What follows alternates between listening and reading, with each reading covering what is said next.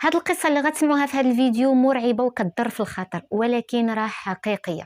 كيمبرلي ديجونج، واحد البنت اللي في عمرها 18 عام، سنه 2008 كانت خدامه في واحد المتجر اللي يبيع المواد الغذائيه في ولايه ميسوري، وكانت نوبتها في الخدمه كتكون في اغلبيه الاوقات بالليل.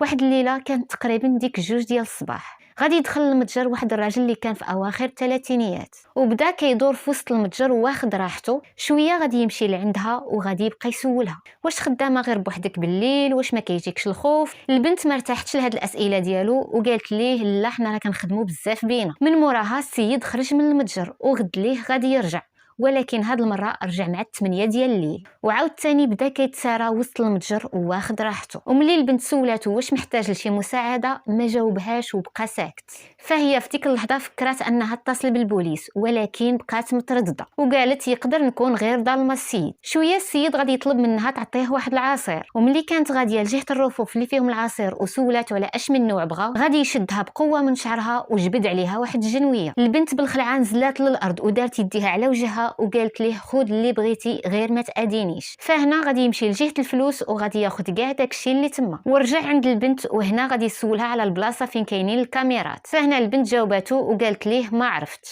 في ديك اللحظه غادي يدوز ليها على عنقها بداك الجنوي وخلاها غارقه في دماياتها في الارض، ولكن كانت باقه حيه. هو ملي لاحظ انها باقه كتنفس غادي يرجع ليها مره اخرى ويعاود يكمل عليها بنفس الطريقه، ومن بعد غادي يخرج من المتجر. ولكن اللي ما كانش عارف ان كيمبرلي كانت باقه عايشه.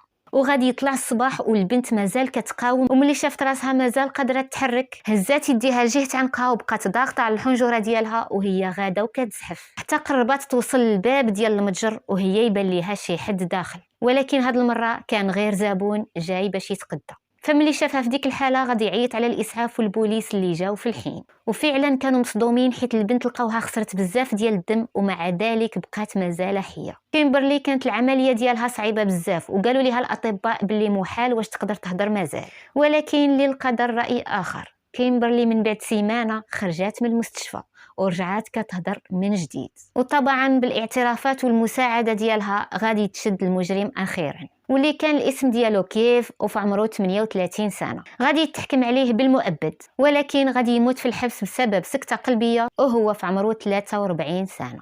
من بعد هاد الاحداث كيمبرلي تشهرت بزاف وباقا ليومنا هذا كتعاود قصتها في برامج تلفزيونيه معروفه.